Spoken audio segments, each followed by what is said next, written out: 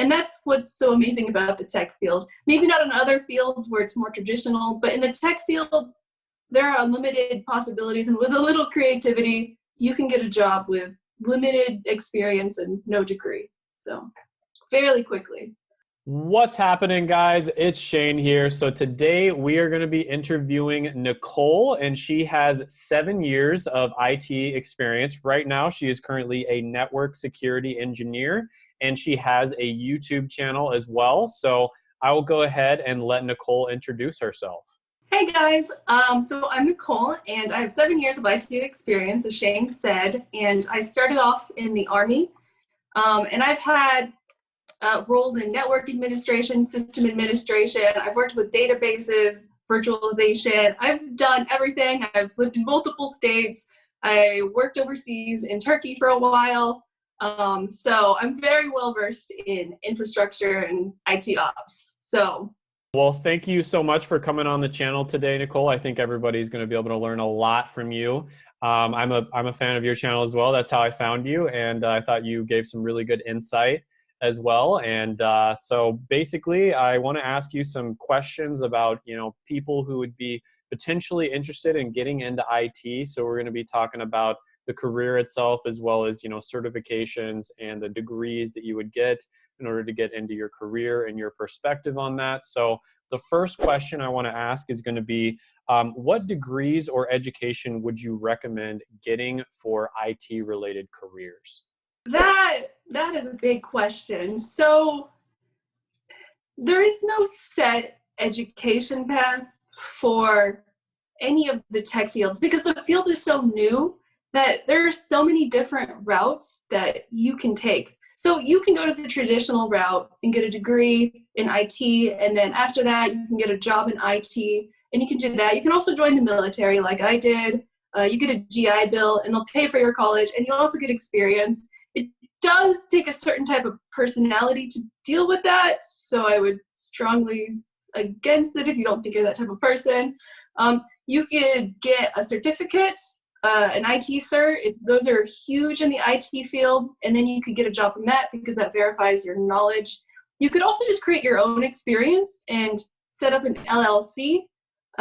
Make your own projects, post YouTube videos on tutorials that you create, and show that to a potential employer. And you can put that in your resume and be like, hey, I did this.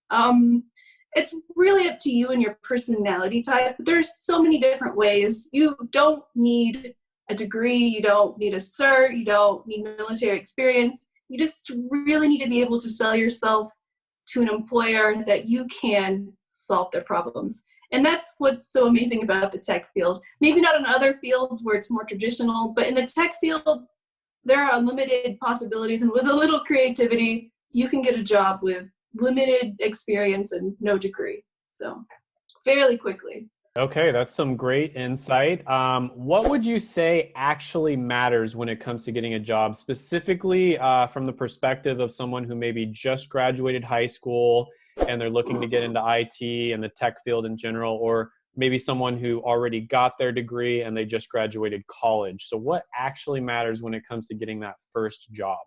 There's so many various factors, but if you have a degree and you're looking to get into the field or even looking to change your field, I would say creating projects and creating your own experience. So there are many ways to do that, and you can do it all in your home. You don't have to go anywhere to get the experience, but Google is your best friend, and you can create your own projects, put that on your resume, and gain your own experience. Show an employer that you have a lot to offer to them. So not only can you learn tech, but you can also create videos and do all of these different tutorials. And most important, you can learn on your own and be resourceful. So those are really important skills for tech, is you have to continuously learn on your own. And that definitely kind of portrays that. You can create your own experience by creating an LLC and then making YouTube videos of tutorials. You can also create a GitHub if you want to do more security projects or web development or software development. And then you can put that on your resume. You can link to your GitHub with your experience.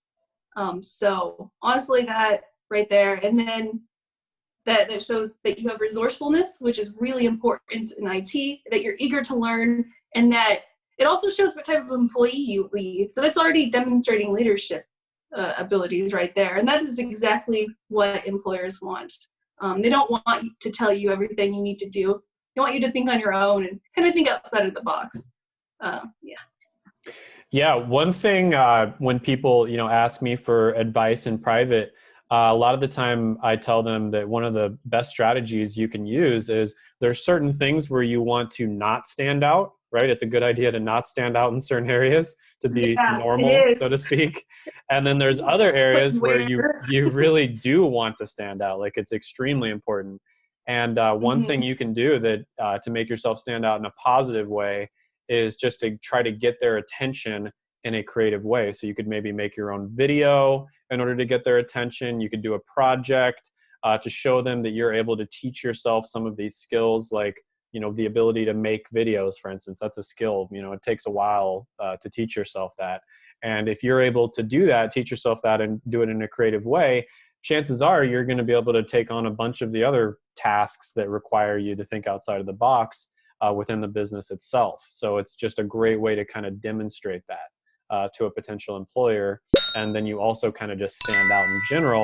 I mean, you're the person who made the video. They don't even know your name. They're like, hey, what about the video guy or something, That's a great way to kind of stand out from the crowd, so to speak. But again, I don't want to like speak for you, but that's kind of one thing. No, you're right. Yeah. Yeah, you are right.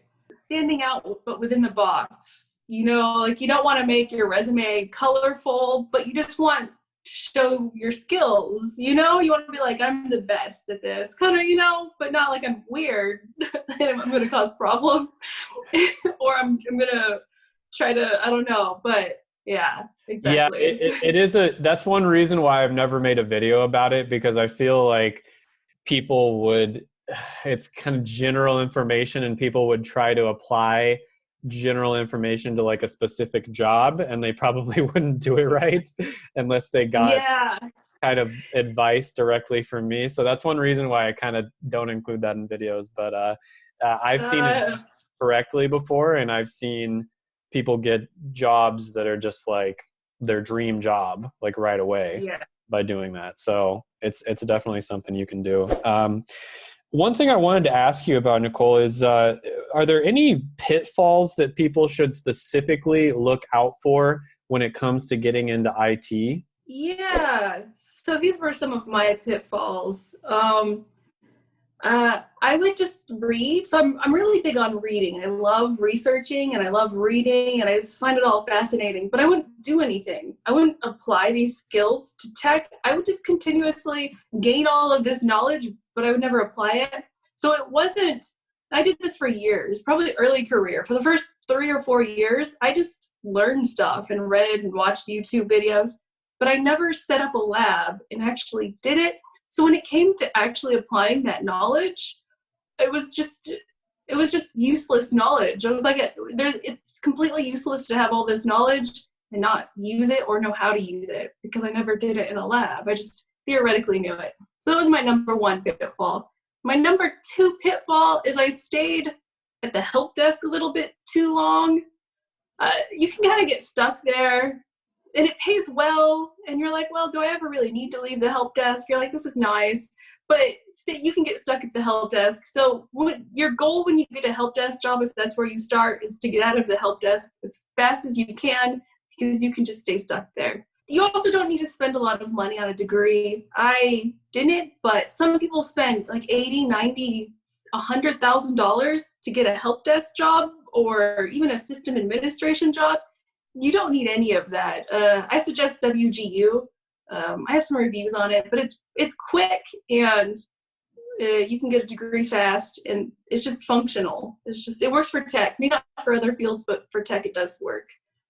And then also in this field, you can kind of get lazy because you get paid well. So you have to motivate yourself to continuously learn new things and new skills. Otherwise, you're going to become outdated really fast. And that's also a benefit for anyone entering the field, because the skills you learn are up to date. Whereas people who have been in the industry for 10, 20 years, their skills may be a little rusty. So, I mean, you're going to get replaced with the newer screw in the great business machine, which is a pro and a con. So I would say those are the major pitfalls.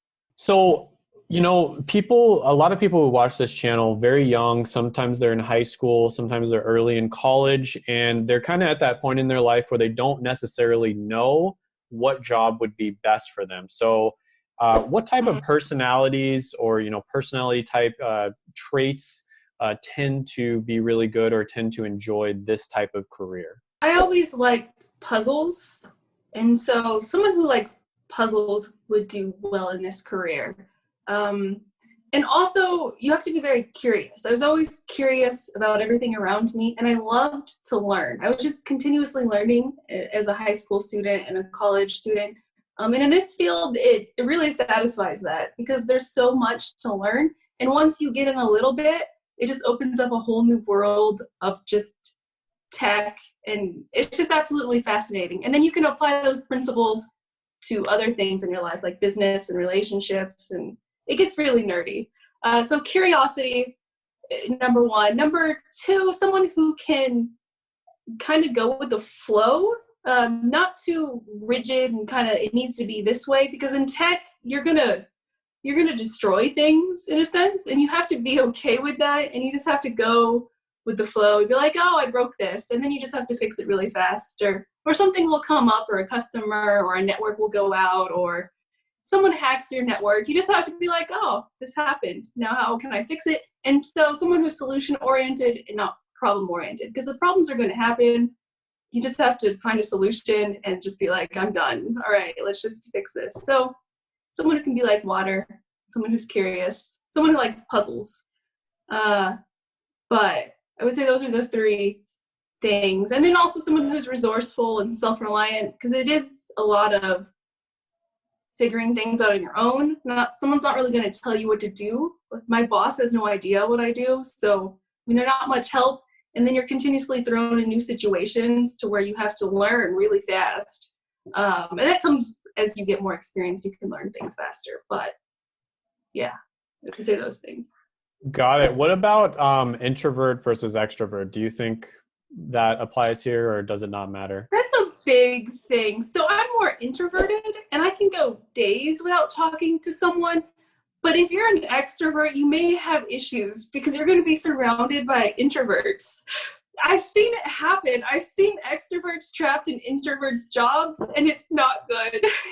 I'm not saying you can't succeed. You can become an IT manager, and there's roles that do deal a lot with people, like desktop support, help desk, things of that sort. But you're going to have a lot of quiet time, and you're going to be around people who also enjoy the quiet. So I'm not excluding, like, if you enjoy working with people, I'm not saying tech isn't for you. It just may be different. It just, I don't know. I don't want to deter anyone here. You know what I mean? I don't want to be like, well, you're an extrovert, so you're going to do terrible. I don't know. You just have to know when to flip it on and off. What I've found just looking at different careers is if it's a really common career where there's just like hundreds of thousands or millions of jobs, it really doesn't matter all that much what your personality type is, because you're going to find like a sub career within there that's going to fit your personality. So for instance, there was one girl I knew who went into accounting, and she didn't really like doing bookkeeping.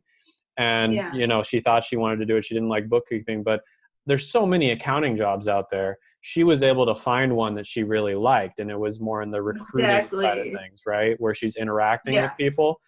And there you go. Like, if you go into certain careers that are extremely niche, you might find yourself stuck there. But if you go into one where there's just like a lot of subfields, there's a lot more flexibility. So I kind of usually recommend people do that if they're not 100% sure what they want to do, because it just gives them more flexibility.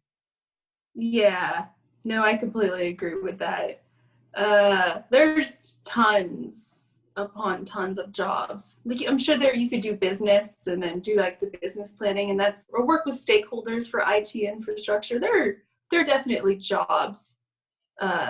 Yeah, for everyone in IT. Some people who like compliance, and you could definitely do career changes too. So into IT with just a few skills, gain a few skills, and then you can make a transition to IT pretty easily also.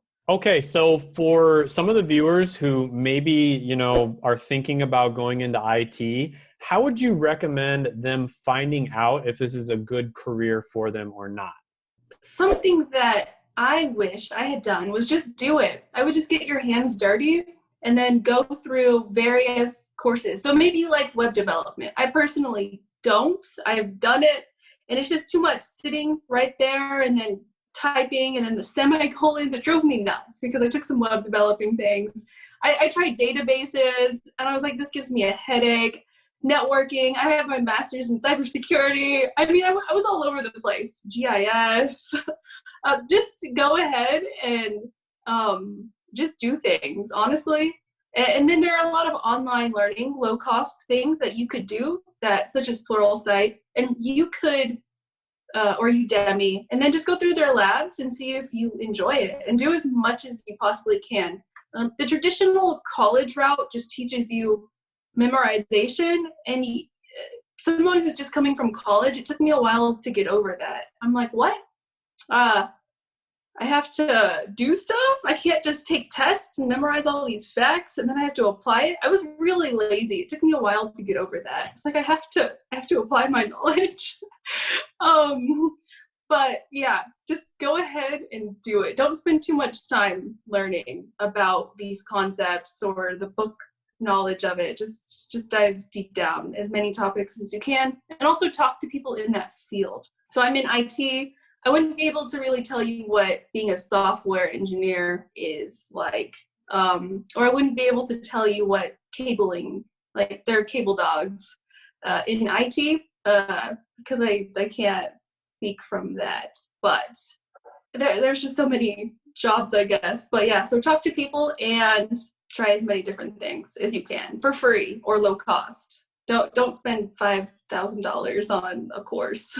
That's a fantastic suggestion, especially the course one. I always recommend just in general, you know, I give kind of like general advice on my channel, but I always tell people, it's almost like a broken record at this point. I think people get annoyed when I say in my video, but always try to contact somebody in the field that you're looking into.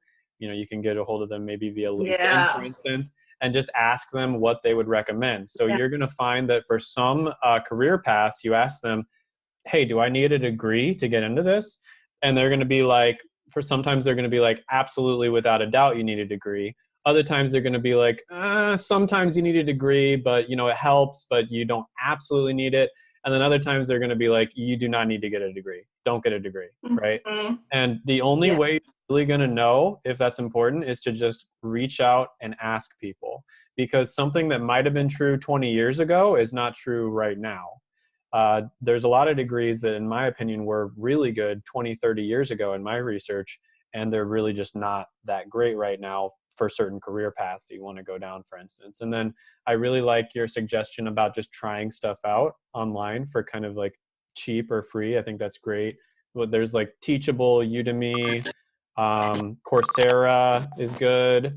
Treehouse, yeah. And then you said Pluralsight. That's what I use. Yeah, Pluralsight is really good.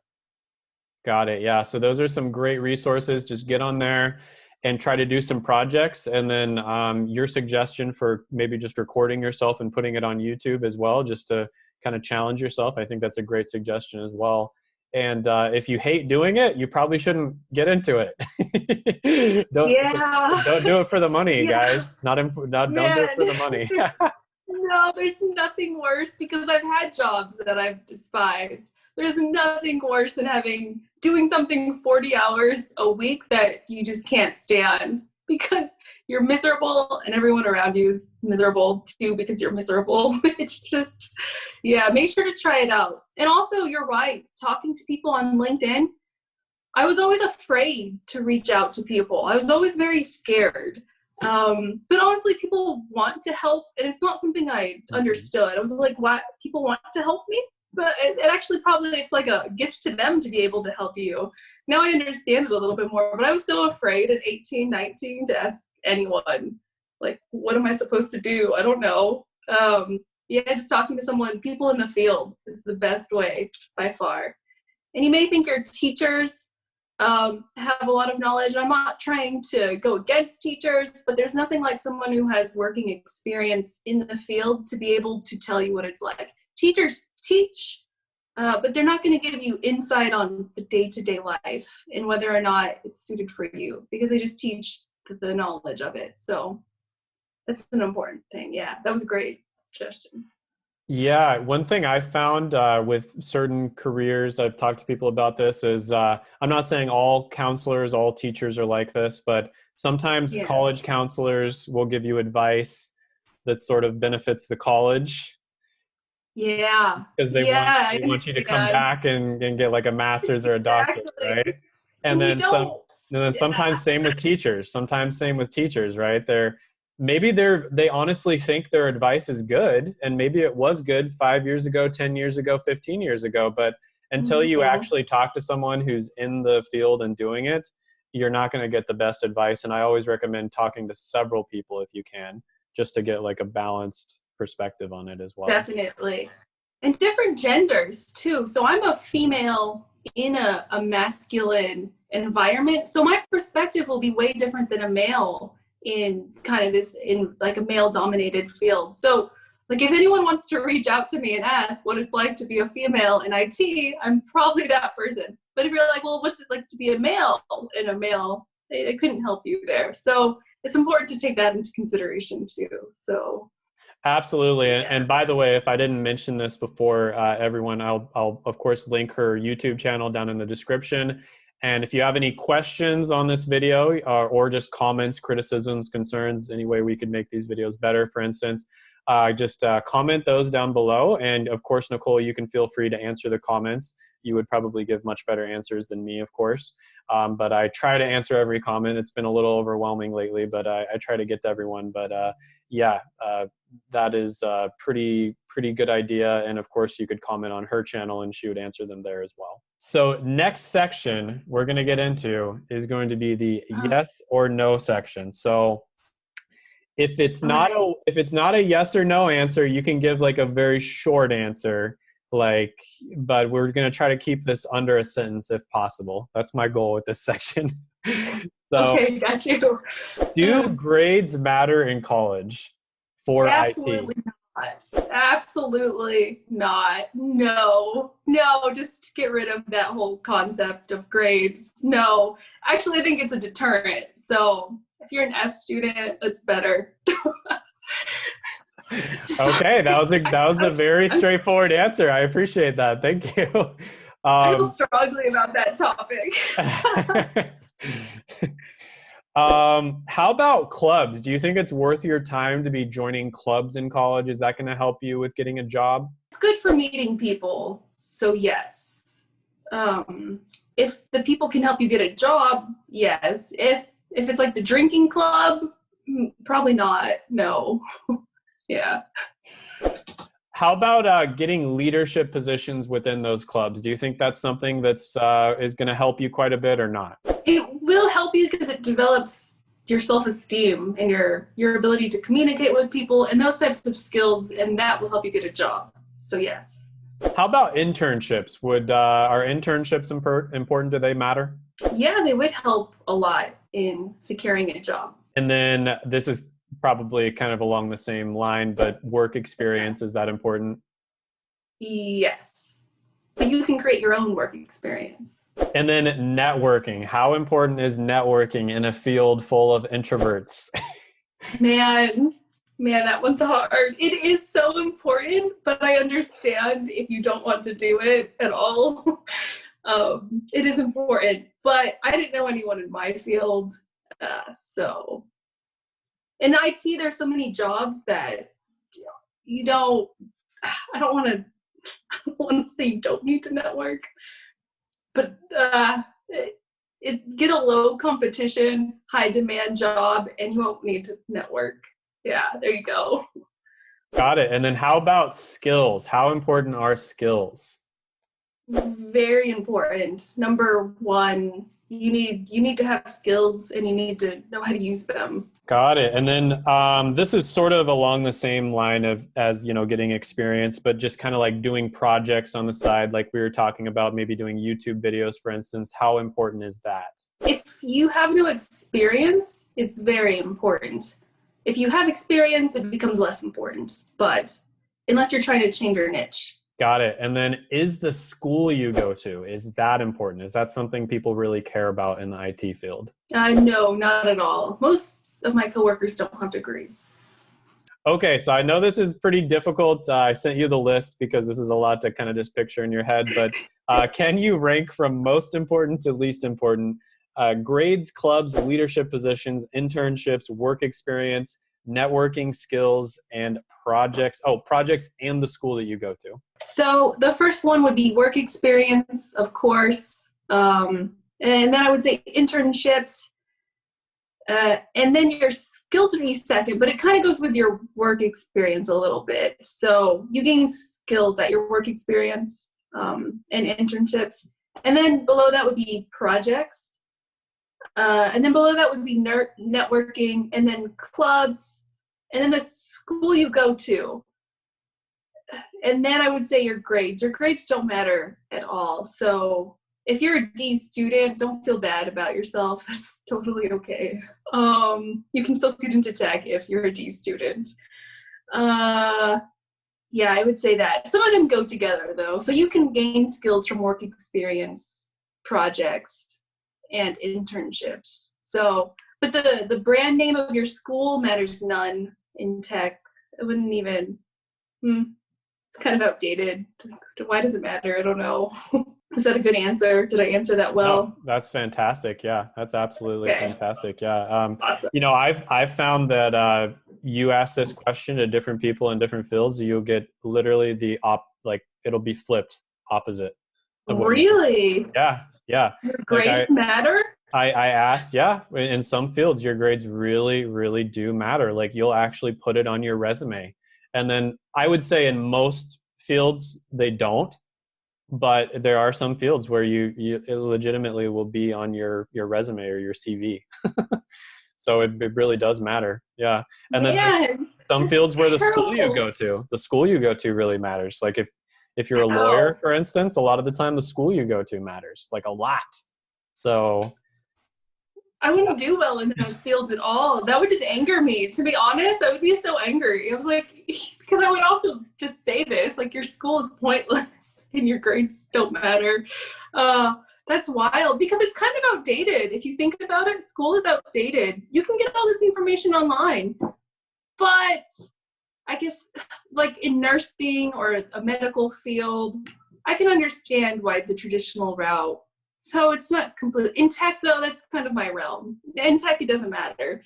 Other fields, I'm just never going to enter them. I'm never going to become a lawyer. Is there anything else that we didn't go over that you think might be important here? I do. So when choosing your niche, if you're interested in finding a job really quickly with little experience, I would choose one where the skills gap is really high.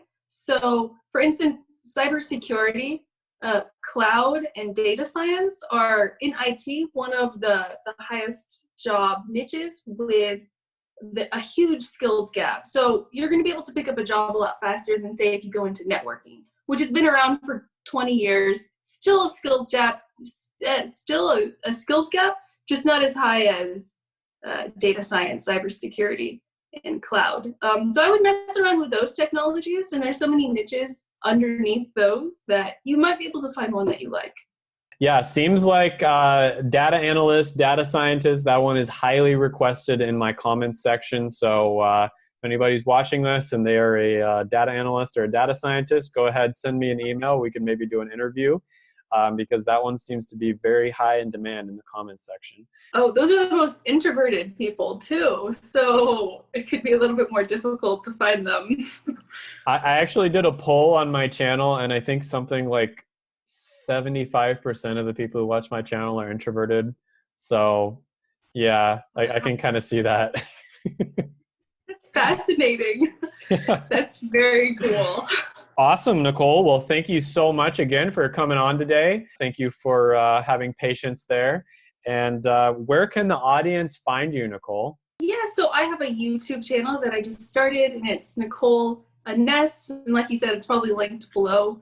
And there I'll be creating videos on how to change your career into tech or how to get your first job in tech. So I will be going over all of those topics. Thank you again so much, Nicole. And we will see you next time. Have a good one. Awesome.